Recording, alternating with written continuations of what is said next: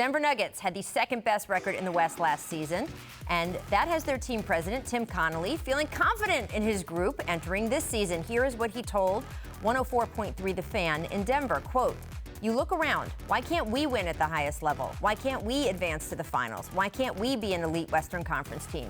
I know we have the coaching staff. I think we have the talent."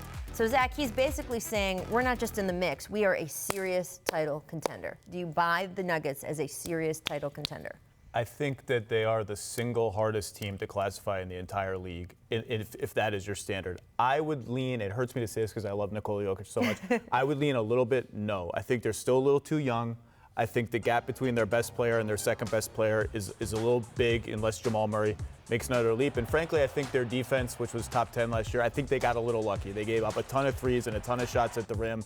They were, I think, 27 and 11 in close games, which is just a hugely anomalous figure. So they are still tentatively in the prove it range for me, but could be the number one seed, and I'm not sure that they're a serious title contender.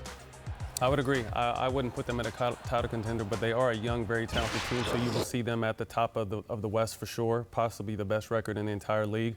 But playoffs, I said this last year going into the playoffs is so much about experience and being able to, from game to game, change your game plan and effectively execute that. And that's sometimes what younger players lack. That's why in the playoffs, I'm always leaning with veteran-driven teams because they've been there and they've done that, and they don't understand the detail game to game. The younger players don't, of switching up offenses and defenses and knowing what works. So I like them, very talented. I love that Paul Millsap is still doing what he does. Mm-hmm. For me, it's hard to really also believe in a team where their best player is a center because the NBA has gone away from that. They used to, historically, that's what you wanted, but now it's a completely guard-dominated game, and they have a lot of young guards that still have work to do.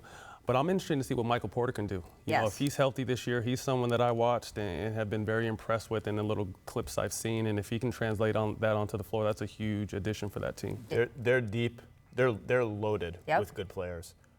They're not loaded with great players yet, and that's why if there's a team, if and when, I'd say if Washington ever made Bradley Beal available, if they're a team that would go all in to package 3 or 4 things to get a legitimate all-star player to put next to Jokic, and he'd fit fantastically with Jokic, it's Denver to me. And by the way, the playoffs last year, just to pivot off your point, was not like that impressive of a run by Denver. Struggled to beat they had 2 up and down series, right? Yeah, struggled to beat a Spurs team that was not very good, and then lost Game 7 at home to Portland. I mean, it's not like you can look at that and say, boy, it was a rousing playoff run.